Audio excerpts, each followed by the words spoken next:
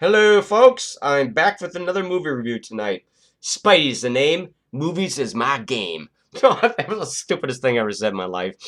Anyway, I'm going to talk about Ghost Rider from 2006 tonight. This is the Blu-ray version with Nicolas Cage, of course.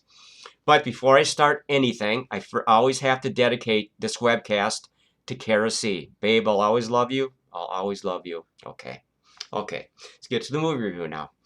Now, 2006, this movie was released by Marvel Pictures, or Marvel Comics, whatever you want to call it. And it has Eva Mendes, Nicolas Cage, Sam Elliott, oh my God, Peter Fonda. It's a great flick. It basically starts out the beginning how Ghost Rider became Ghost Rider, Johnny Blaze and his father. His father and Johnny Blaze were basically stunt drivers, according to this movie. That's what their movie's really about. And they work at a carnival and stuff like that. And there's the motorcycle stunt drivers, they're jumping over elephants and all kinds of crap like that. I love carnivals. Don't you think carnivals are really cool? The smells, the sounds, the people, the colors, the atmosphere. I love carnivals. I would like to work at a carnival. Maybe it's some type of super duper.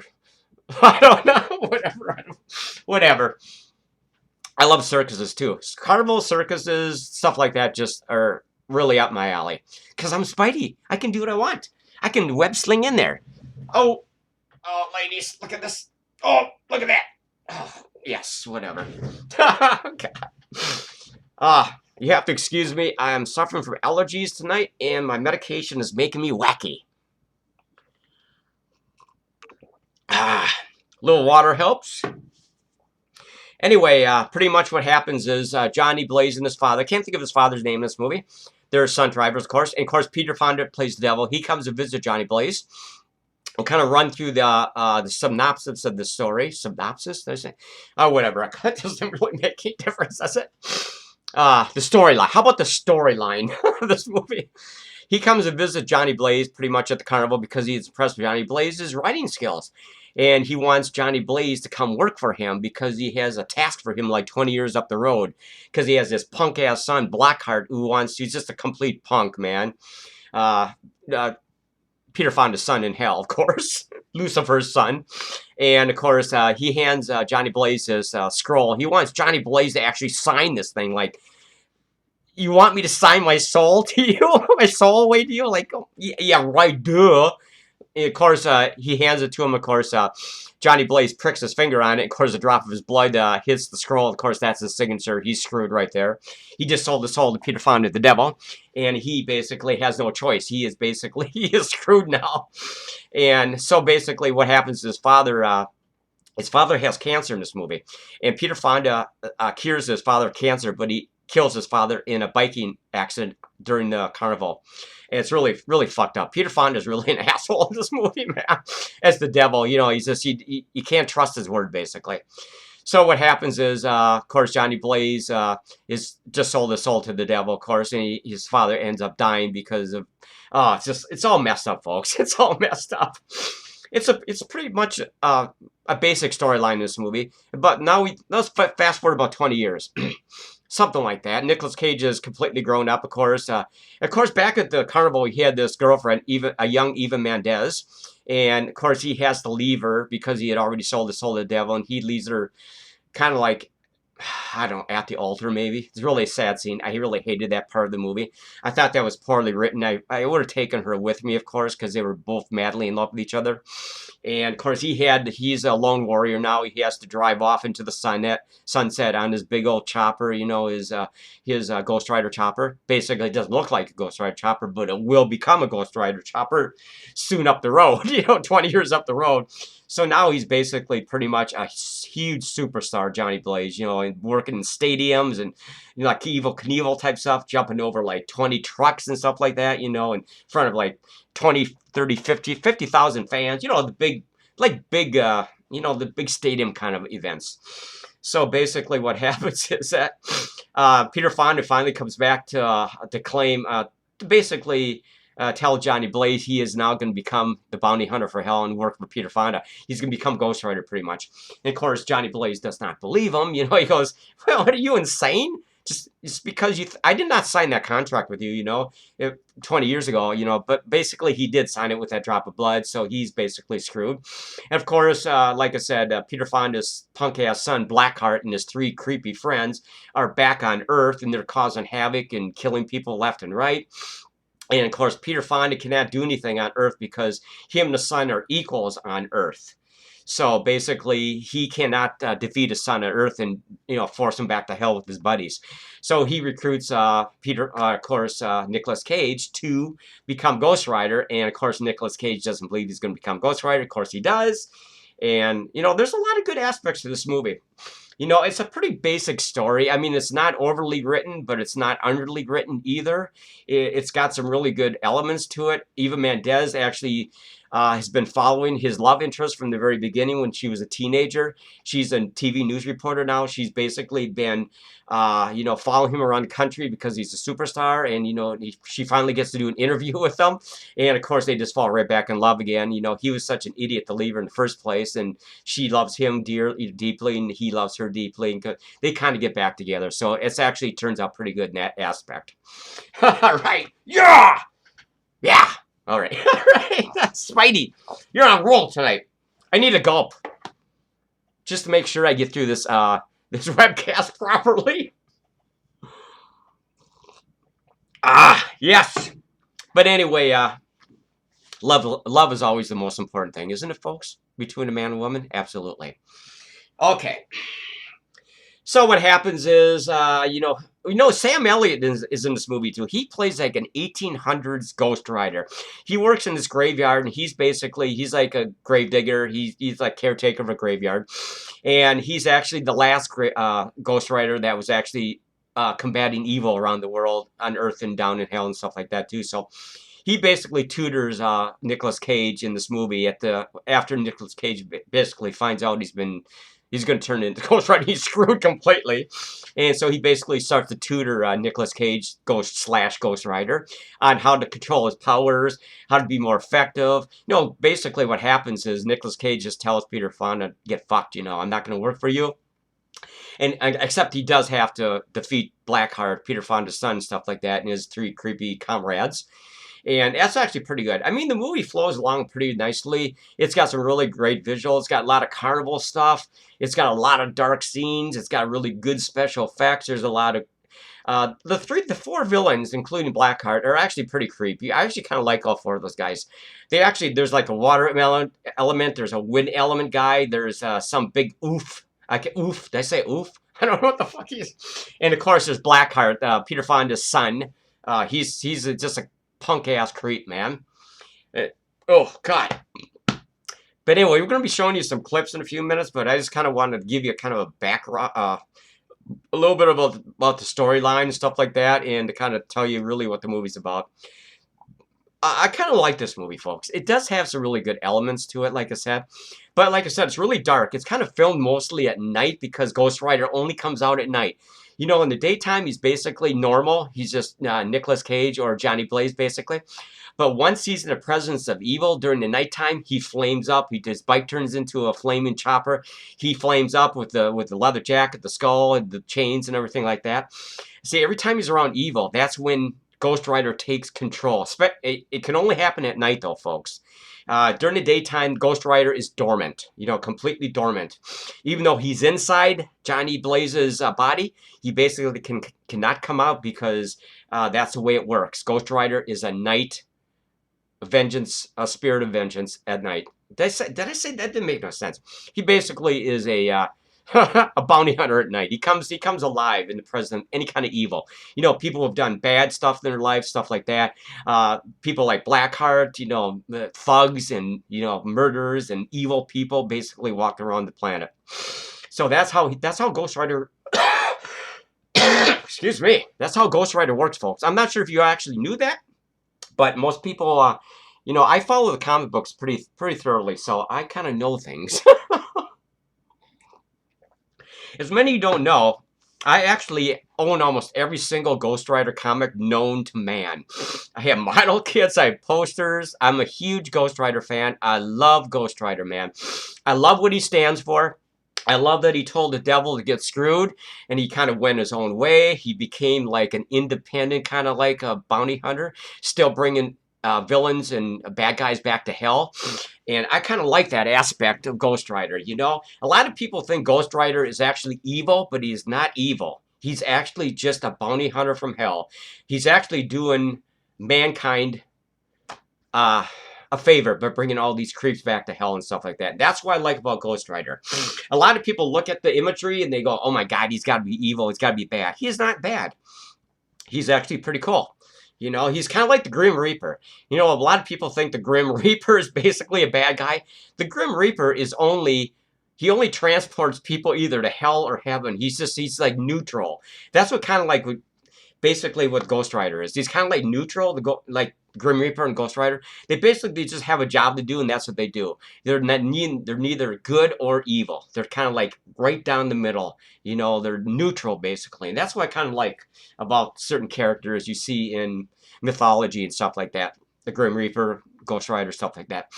So anyway, back to the movie. I'm not sure how much time I just wasted talking about that, but that's why I like the Ghost Rider. He is a man's man. He just does the right thing. He's a good guy from start to finish. Completely misunderstood. Okay. So anyway, we're going to show you some clips. How much time we got left? Let's show you some clips here because we are running out of time, man. Let's get going here. Let's play this movie and move on. Oh, yeah, I got my old webcam fired up.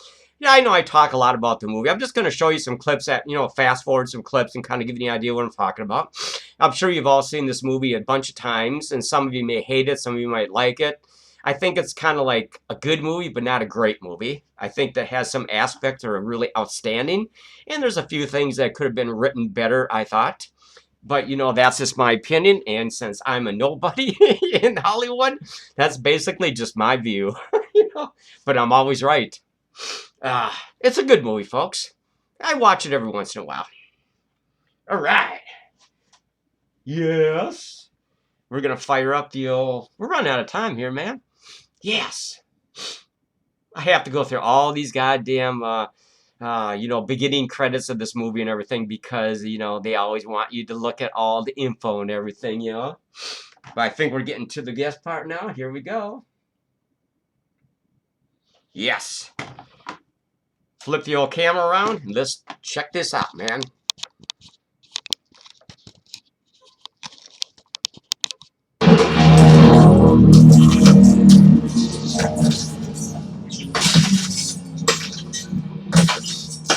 This is Peter Fonda, by the way, visiting young Johnny Blaze. This is where he tries to recruit him to be his bounty hunter. Excuse me. Far out. Far out. Peter Fonda is actually really good as the devil in this movie, folks.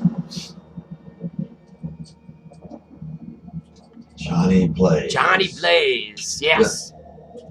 Cut your show today.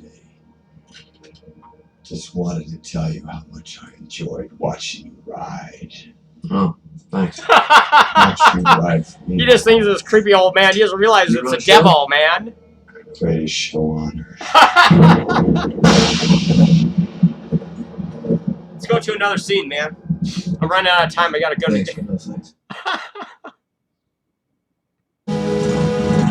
This is the part where he has to drive off at the very beginning from his girlfriend. This is very sad. I hated this part, man.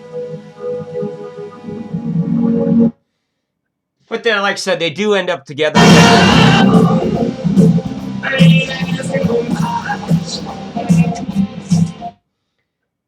Yeah, like I said, they do get back together in the middle of the movie, so everything turns out good between him and Eva Mendes, which is really great.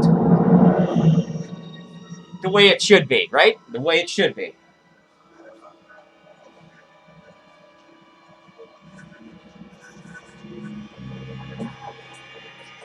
Oh. Let's go to some of these movies, man. I'm sure you don't want to stick around. No. It hasn't started yet. This is her growing up when she wants to interview Johnny Blaze. Let's go. Her ex-lover. Listen to me. Put the cars out. Would have been suicide otherwise. This way, if you come up short, see you'll Oh, yes. I wish I could show you every little scene in this movie. It's got some really cool stuff. This is Eva waiting for Johnny at dinner. And, of course, he doesn't show up because he's turned into the Ghost Rider for the first time. He's really screwed, man. This is where he has to... This is where he becomes a Ghost Rider in a couple minutes. She's waiting for him, basically. And, of course, he can't come because his brain is all screwed up. He's the Ghost Rider now. At this very moment.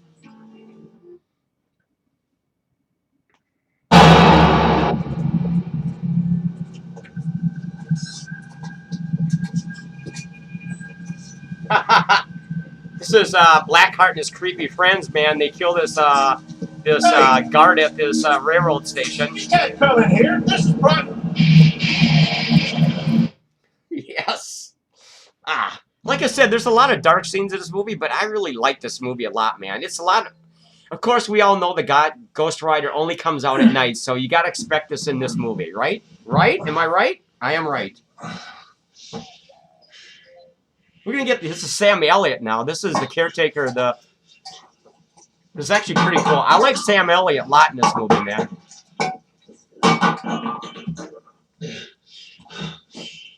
This is where he becomes the Ghost Rider, and the next day he's basically gonna get tutored by Sam Elliot. This is Sam Elliot, of course. You all recognize him. He's been in hundreds of movies.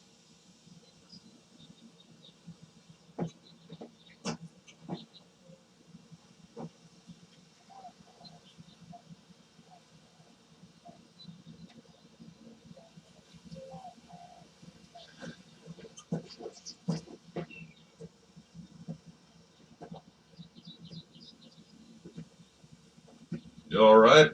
Yeah, I'm good. I feel like my skull's on fire, but I'm good. I need water. You see my bike? Did I say something funny? Ironic. We're big on irony around here. Sam Elliott is really good as the 1800s Ghost Rider, man.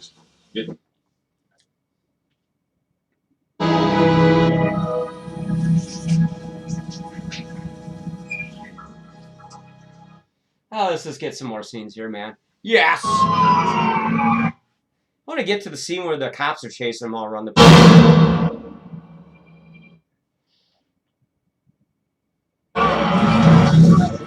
Oh, this is a great scene, man. The cops got him surrounded.